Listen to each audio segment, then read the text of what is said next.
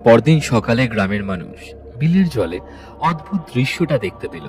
তারা দেখতে পেল একটা মানুষের শুধু দুটো পা জলের উপর উঠে রয়েছে।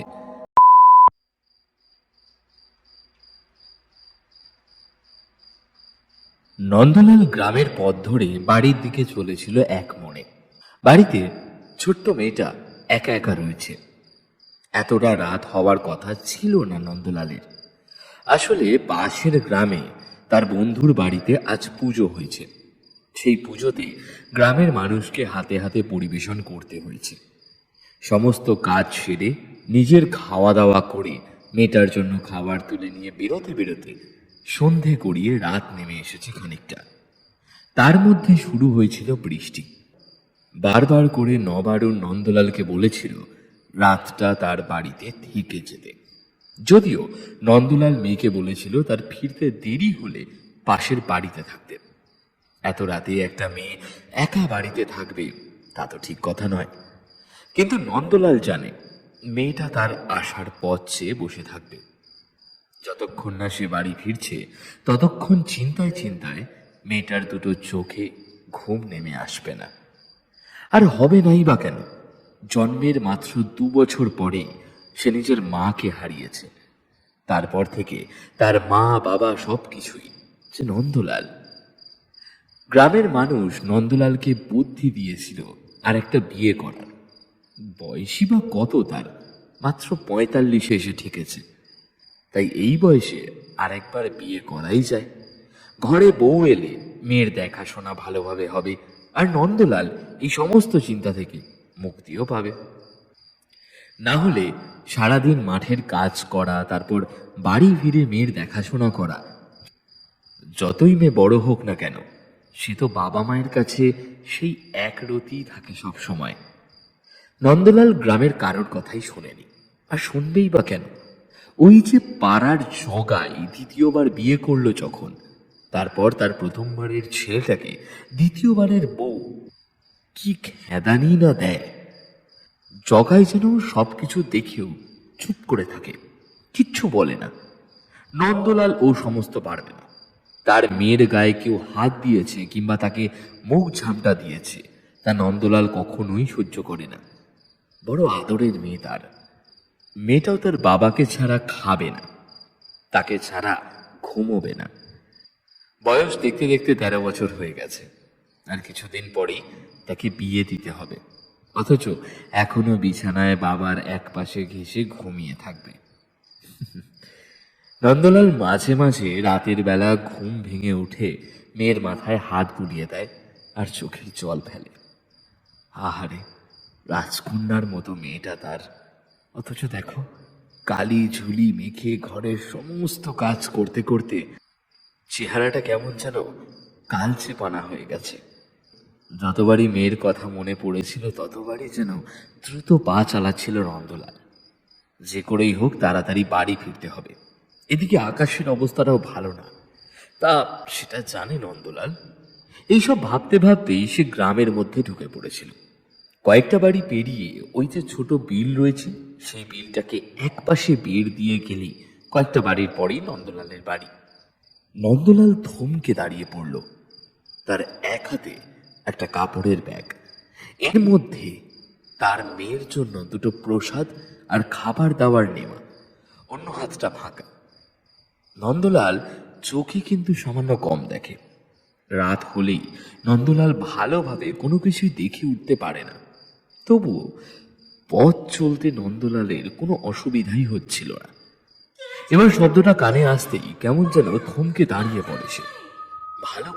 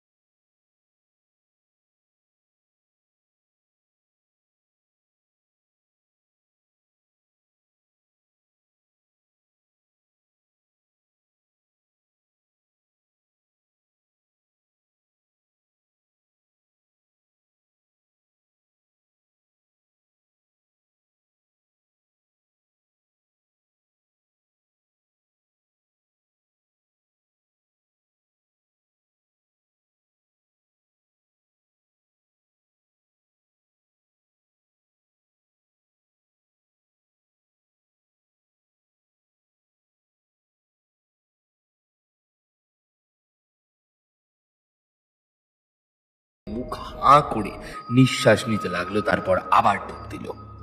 গোটা বিলের মাঝখানটা পোল পার করে ফেলার পরেও কিন্তু নন্দলাল কিচ্ছু খুঁজে পেল না। এক সময় যখন নিঃশ্বাস নেওয়ার জন্য মাথাটা জলের উপরে টেনে এনে তুলেছে, তখন নন্দলালের মনে হলো একটু আগে ঠিক যেখানে নন্দলাল কাপড়ের ব্যাগটা রেখে এসেছে, ঠিক সেখানে কে যেন উবু হয়ে বসে রয়েছে। নন্দলালের মনে কিন্তু তখনো পর্যন্ত ভয় এসে জমতে পারেনি। নন্দলাল সাঁতরাতে সাঁতরাতে সামনের দিকে এগিয়ে যেতে লাগলো আর ভাবতে লাগলো মেয়েটা বোধ হয় পাড়ে উঠে পড়েছে নিচে নিচে। কিন্তু সে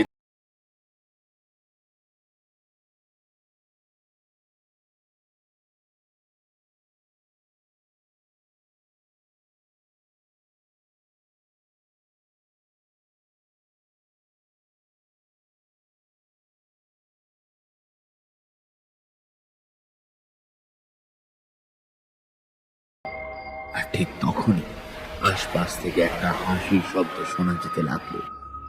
কেউ যেন তাচ্ছিল্যের হাসি হেসে চলেছে চারপাশ কাঁপিয়ে। এই প্রথমবার নন্দলাল ভয় পেল, আর ভয় পাওয়ার সাথে সাথেই অনেকগুলো চিন্তা তার মাথায় এসে দেখা দিল। সে যখন মেয়েটার ঠিক কাছে এসে পড়েছিল তখন এই মেয়েটা ডুবে গেছে। তারপর মেয়েটা কি করে ওই বিলের পাড়ে গিয়ে উঠল? তাছাড়া মেয়েটা যদি বেঁচে গিয়েই থাকে তাহলে আবার সেই জলে ঝাঁপ দিয়ে পড়লো কেন? এতটা দূর থেকে মেয়েটার মুখটা স্পষ্টভাবে দেখতে পেল কি করে? এইসব কথাগুলো যতই সে নিজের মনে মনে ভেবে চলেছিল ততই বুঝতে পারছিল বিলের ঠান্ডা জলের তলা থেকে একটা একটা অজানা ভয় আস্তে আস্তে ওপরের দিকে উঠে আসছে। মাথার ওপর সরু কুমড়োর ফালির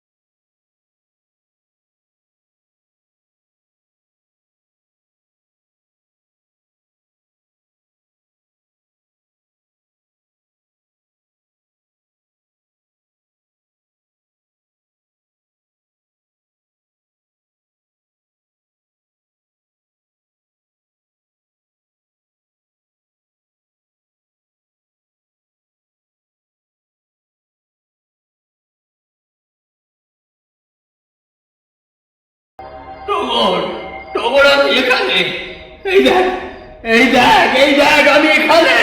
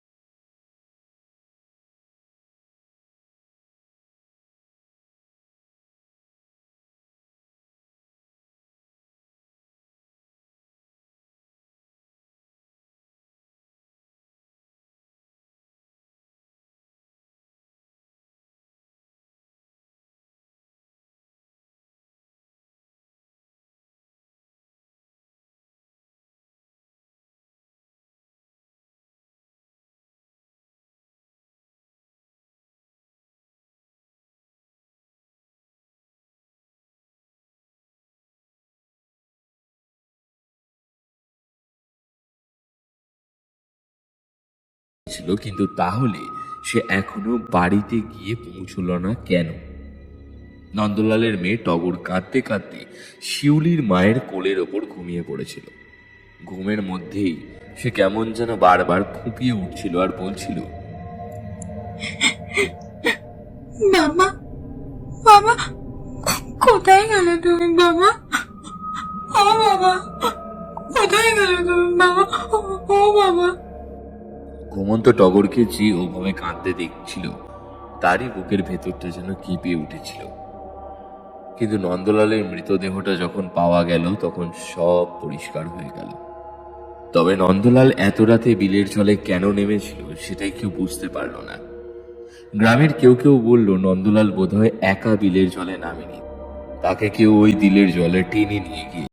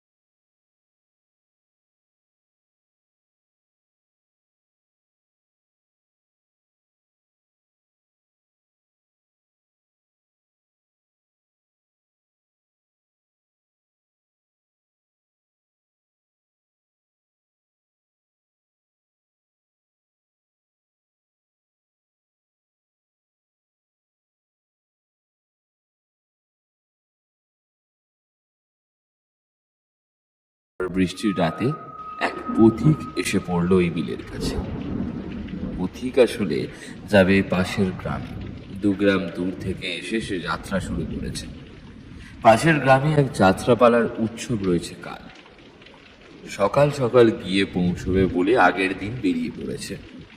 আগের দিন রাতে সারা রাত হেঁটে পরদিন সকালে ওই গ্রামে তার চেনা বন্ধুর বাড়িতে আশ্রয় নেবে। তারপর সেদিন সন্ধ্যে থেকে যাত্রাপালা দেখে ফিরে আসবে কয়েকদিন পরে।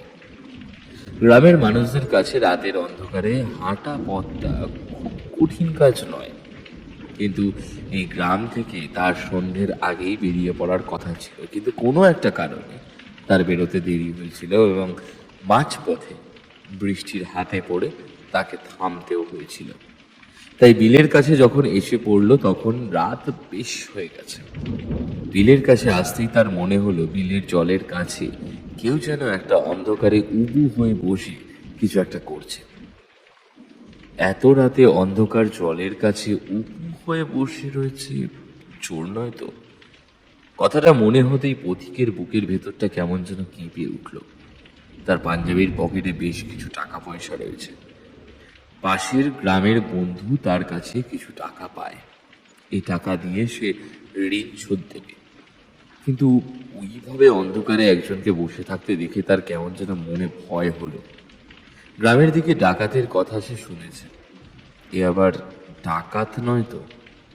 কথাটা মনে হতেই পাঞ্জাবির পকেটে হাত দিয়ে টাকাগুলো একটু চেপে ধরল সে। আস্তে আস্তে বিলের কাছে অন্ধকারে বসে থাকা লোকটাকে পেরিয়ে চলে যাওয়ার চেষ্টা করতে লাগলো। কিন্তু বেশ খানিকটা এগিয়ে গেছে এমন সময় শুনতে পেল একটা মেয়ের গলার আওয়াজ। মেয়েটি বলছে, কে আছো? কে আছো? বাঁচাও! আমাকে বাঁচাও! মেয়েলি গলায় এমন কথা শুনে পথিক ভাবলো তাহলে বোধহয় এখানে কোনো একটা মেয়ে বিপদে পড়েছে, তাকে এগিয়ে গিয়ে সাহায্য করা দরকার। এই ভেবে সে পথ বদলে এগিয়ে গেল বিলের কাছে বসে থাকা সেই অন্ধকার মূর্তির দিকে। তারপর বলল, কি হচ্ছে তোমার? এভাবে বিলের কাছে বসে চিৎকার করে চলেছো কেন? অন্ধকারে মেয়েটাকে ভালোভাবে দেখা যাচ্ছে না, তবুও মেয়েটা যে মাথাটা একটু তুলল সেটা বোঝা গেল। তারপর সে বলল, ওই বিলের জলে আমার একটা জিনিস পড়ে গেছে। একটু একটু আমায় এনে দাও না। এই এসব কি বলছো তুমি? এত রাতে এই বিলের জলের মধ্যে নামা কি সহজ কথা নাকি? হ্যাঁ, তোমার বাড়ি কোথায়? বাড়ি কোথায় তোমার? তোমার বাড়ির লোককে গিয়ে সব বলো, তারপর কাল সকালে না হয় তুলে নিয়ে যাবে। না, আমার এখনই চাই আমার, এনে দাও না। পথিক মেয়েটার কথা শুনে একবার ভাবলো সে কোনো পাগলের পাল্লায় পড়েছে, তাই এখান থেকে এক্ষুনি সরে পড়া দরকার। কিন্তু কি একটা আকর্ষণ যেন তাকে সেখান থেকে সরতে দিল না। নিজের ইচ্ছার বিরুদ্ধে সে যেন বলে, কই, কি পড়েছো তোমার? মেয়েটা যেন এটার অপেক্ষাতেই ছিল। পথিকের কথা শুনে আনন্দে একবার খিলখিল করে হেসে ওঠে, তারপর বলে,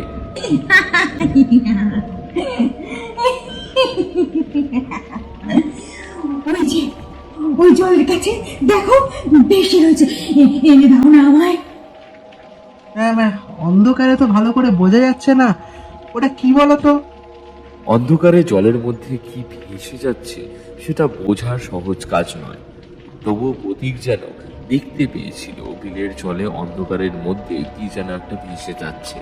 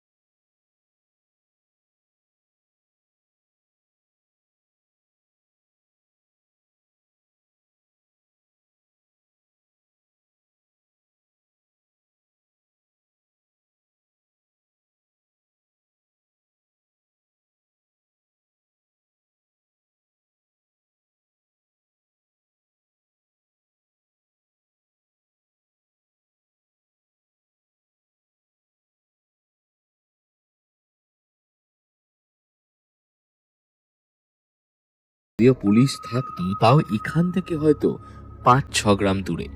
গ্রামের মানুষের সমস্যা তাই গ্রামের মোড়ল কিংবা বয়স্ক প্রবীণ বিচক্ষণ ব্যক্তিরা মিটিয়ে দিত।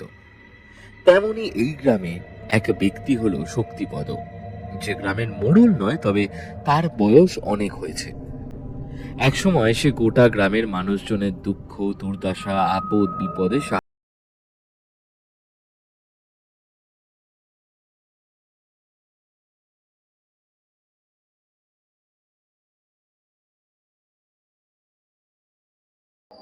তোরা অনেক বড় ভুল করেছিস। ওই মরাটাকে শুধু শুধু বিলের কাছে ফেলে রাখা ঠিক হয়নি তোদের। ও খুড়ো, মরাটাকে আমরা একা ফেলে রেখে আসিনি গো। ওখানে আমরা গদাইকে রেখে এসেছি। সে তো আশেপাশেই থাকবে, যাতে কুকুরেরা মরাটাকে টেনে নিয়ে যেতে না পারে। তাহলে ঠিক আছে, কিন্তু ওই মরাটাকে আজ রাতের মধ্যে পুড়িয়ে ফেলতে হবে, না হলে কিন্তু বিপদ ঘটবে। তোরা দেরি করিস না, তাড়াতাড়ি মরাটাকে পুড়িয়ে ফেল। আরেকজন মাথা চুলকে বলল, কিন্তু খুড়ো, লোকটার গ্রামে তার বাড়িতে যে খবর দিতে বলে দিয়েছি। বাঁচতে চাস তো নাকি? যদি বাঁচতে চাস তাহলে এক্ষুনি যেটা বলছি সেটা কর, না হলে এই গোটা গ্রামের মানুষ বিপদে পড়বে। সে এখনো ওখানেই আছে। শক্তিপদর কথা অমান্য করার সাহস তাদের ছিল না। সে যখন বলেছে কথা না শুনলে গ্রামে একটা বিপদ হবে, তাহলে বিপদই হবে। তাই তারা তাড়াতাড়ি চলে গেল। গিয়ে দেখলো গদাই মরার একপাশে ভয়ার্ত চোখে সেদিকে তাকিয়ে রয়েছে। ওরা সবাই গদাইকে ডেকে জিজ্ঞেস করতে গদাই বলল, এই কেমন যেন মনে হচ্ছিল বারবার মরাটা নড়ে উঠছে। দেরি করা যাবে না, বুঝলি? সবাই মিলে তাড়াতাড়ি মরাটাকে তুলে গ্রামের শ্মশানে নিয়ে যাই, চল। ওরা দলে প্রায় 6-7 জন ছিল। সবাই মিলে মরাটাকে তুলে গ্রামের শ্মশানের দিকে নিয়ে চলল। জল ঢুকে ফুলে ফেপে মরাটা বেশ ভারী হয়ে এসেছে। ওরা যখন শ্মশানের দিকে রওনা হলো তখন রাত শুরু হয়ে গেছে। চারপাশটা কালো অন্ধকারে ঢাকতে শুরু করেছে। পথ চলতে চলতে ওদের বারবার মনে হতে লাগলো মরাটা বারবার কেমন যেন আরো একটু ভারী হয়ে আসছে। একসময় আর বইতে না পেরে মরাটা রাস্তার একপাশে রেখে ওরা হাঁপাতে লাগলো। তারপর গদাই বলল, এইটাকে শ্মশানে পর্যন্ত নিয়ে যাওয়ার কি দরকার? এখানেই পথের ধারে পুড়িয়ে ফেলে দিল তো হয় নাকি? এত ভারী মরা অত দূর অব্দি নিয়ে যেতে পারবো কিনা তারও তো সন্দেহ। গদাইয়ের কথা সকলেই সমর্থন করে। যতীন বলে ওঠে, শোন, কেউ একজন বাড়িতে যা, বাড়িতে গিয়ে তেল নিয়ে আয়। তারপর সেই তেল ঢেলে এই মরাটাকে পোড়াবো। না হলে ভিজে যাওয়া মরা পোড়ানো কিন্তু এত সহজ হবে না। যতীনের কথাটা ওরা সকলেই সমর্থন করল।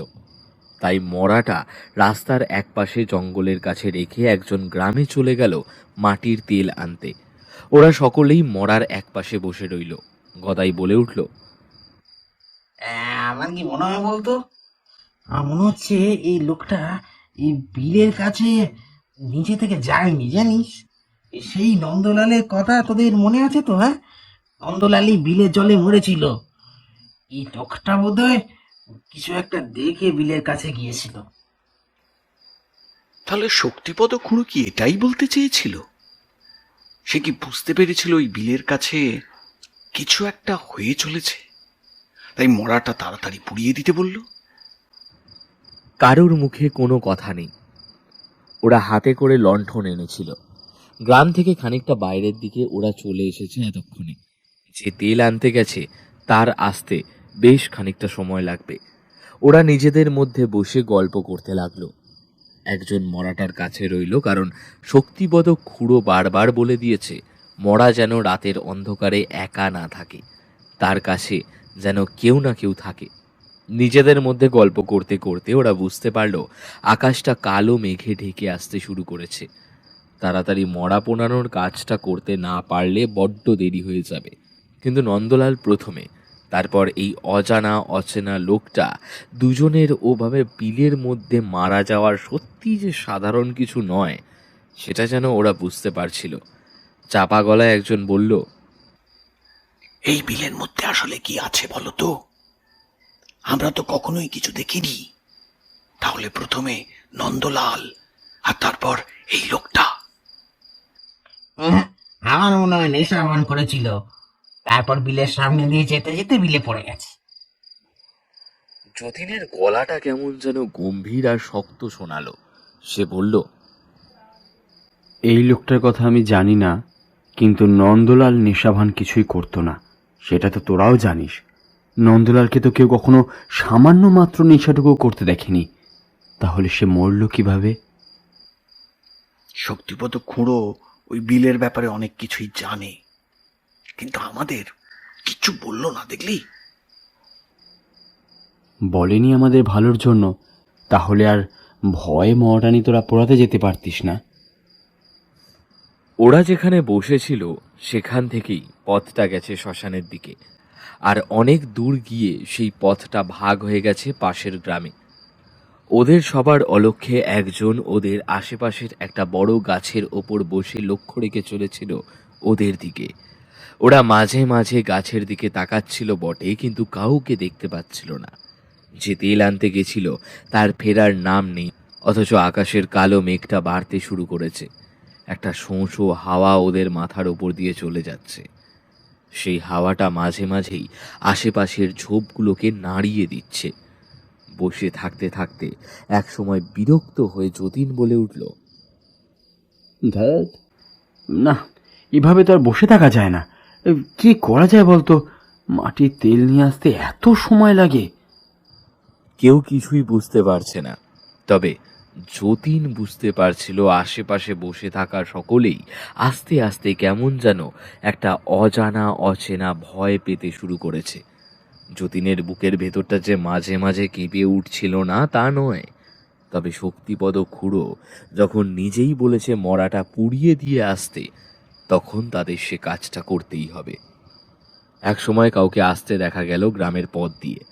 ওদের হাতের লণ্ঠনটা তুলতেই বোঝা গেল যে হেঁটে আসছে তার হাতে একটা লণ্ঠন রয়েছে। তেল আনতে যে গেছিল সেই ফিরে এসেছে। যতীন ধমক দিয়ে বলল, আরে এত সময় লাগে তোর তেল নিয়ে আসতে? লোকটা তেমন কিছুই বলল না, টুকরো টুকরো কথাবার্তা চলল শুধু। আর তার মধ্যে ওরা মৃতদেহটাকে সরিয়ে ফেলল জঙ্গলের মধ্যে। তারপর গোটা শরীরে মাটির তেল ঢেলে পকেট থেকে দেশলাই বার করে আগুন লাগিয়ে দিল। দাউ দাউ করে জ্বলতে লাগলো মৃতদেহটা। আশপাশ থেকে শুকনো ঝোপ তুলে এনে মৃতদেহের উপরে দিতে লাগলো, যাতে তাড়াতাড়ি কাজ শেষ হয়ে যায়। জলে ভেজা মৃতদেহ আগুনে যতই পুড়তে লাগলো, ততই যেন একটা বুড়কা গন্ধ ছড়িয়ে পড়তে শুরু করলো চারিদিকে। সেই গন্ধ সহ্য করার ক্ষমতা ওদের আর রইল না। দেখতে দেখতে আগুনের একটা কালচে ধোঁয়া উঠে গেল জঙ্গলে। ঠিক ওপরটাই ওদের সবার অলক্ষ্যে সেই ধোঁয়াটা জমাট বাঁধতে লাগলো। এতক্ষণ ধরে গাছের ওপরে বসে যে এই সমস্ত লক্ষ্য করছিল, সে ধীরে ধীরে কোথায় যেন হারিয়ে গেল। মরা পুড়িয়ে ওরা যে যার নিজের মতো বাড়িতে ফিরে গেল। তবে যতীনের মনের মধ্যে কিছু একটা ব্যাপারটা বাসা বেঁধে রইল। কাল সকালে একবার শক্তিপদ খুড়োর কাছে ব্যাপারটা জানতে হবে।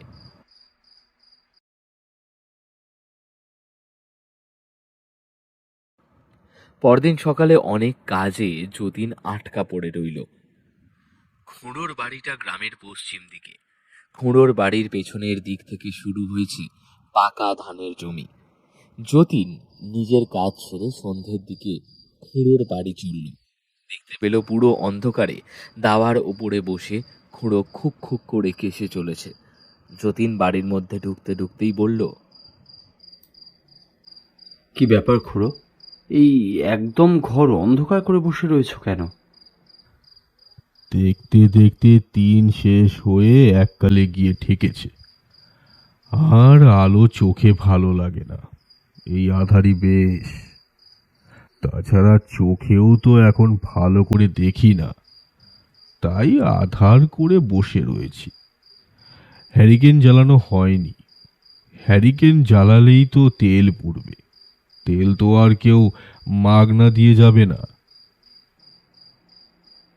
খুড়ো, তোমার সাথে একটা পরামর্শ করতে এলাম। তুমি তো কাল আমাদের অনেক কিছুই বললে, কিন্তু কই আসল কথাটাই তো তুমি বললে না। ওই বিলের জলে আসলে কি আছে বলো তো? যতীনের অন্ধকারে অসুবিধা হচ্ছিল না। সে খুড়োর হাত থেকে খানিক দূরে মাটির ওপরে দাওয়ার ওপরে বসলো। তারপর পা ঝুলিয়ে দিল নিচের দিকে। খুড়ো একটু থেমে বলল, ওই যে বিল দেখছিস, ওর আসল নাম ছিল পানার বিল। ওই বিলের কাছে অনেক বছর আগে এক চাষির বাড়ি ছিল। একটু ভালো করে দেখলেই দেখতে পাবি ওই বিলের একদম পাড়ের দিকে কয়েক জায়গায় এখনো বাঁশ খুঁটির চিহ্ন রয়ে গেছে। একবারের বন্যায় তার গোটা ঘর ভেসে যায়। তা যাই হোক, ওই চাষের ঘরে ছিল একটি মেয়ে। মেয়েটার যেমন ছিল রূপ, তেমন ছিল তার গুণ। তখন তার বয়স কত হবে, ওই 11 কি 12, কিন্তু ওই বয়সেই সে ঘরের সমস্ত কাজ করতে পারত। কিন্তু একটা শখ ছিল, মেয়েটা খড় দিয়ে তৈরি করা পুতুল নিয়ে খেলা করত। তাই তার বাপ খড় দিয়ে একটা পুতুল তৈরি করে সেই পুতুলের গায়ে রং বেরঙের কাপড় পরিয়ে তার গায়ে রং মাখিয়ে সুন্দর একটা পুতুল তৈরি করে দিয়েছিল। সেটা নিয়ে সে খেলা করত সারা দিন। একদিন দুপুরে তাকে রেখে তার মা কোথায় একটা গিয়েছিল। তার বাবা গিয়েছিল মাঠের কাছে। আর সেদিন দুপুরেই ঘটে যায় সেই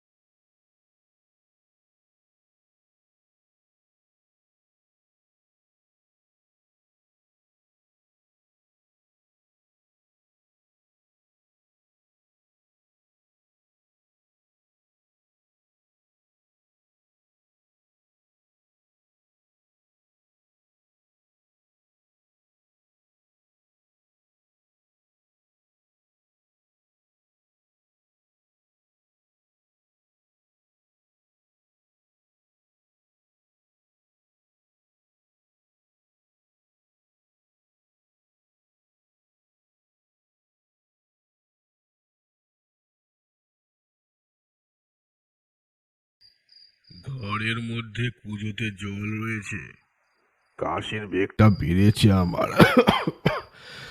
আমায় একটু জল এনে দিবি বাবা? যতীন দাওয়া থেকে উঠে পড়ে। ঘরের ভেতরে ঢুকতেই দেখতে পায় হ্যারিকেনটা মিটমিটে হয়ে একপাশে জ্বলছে। যতীন জল কোথায় রাখা আছে জানে। এগিয়ে গিয়ে একটা মাটির গ্লাসে জল গড়িয়ে নিয়ে বাইরে আসতে যাবে, হঠাৎ করেই ঘরের বিছানার দিকে নজর পড়তেই সে কেমন যেন চমকে ওঠে।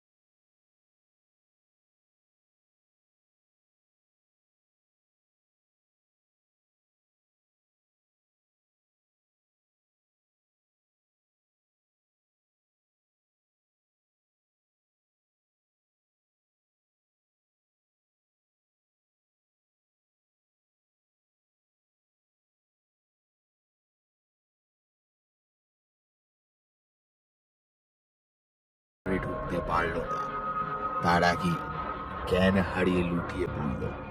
জ্ঞান ফিরতেই যতীন শুধু একটা কথা বলতে পেরেছিল যে জল নিয়ে ঘর থেকে বেরিয়ে আসার সময় বিছানার উপর হ্যারিকেনের আলোতে সে দেখতে পেয়েছিল শক্তিপদ খুঁড়ো বিছানার ওপর মরে কাঠ হয়ে রয়েছে। তার দুটো চোখ খোলা, আর সেই চোখ দুটো যেন তার দিকেই তাকিয়ে অল্প অল্প হাসছে।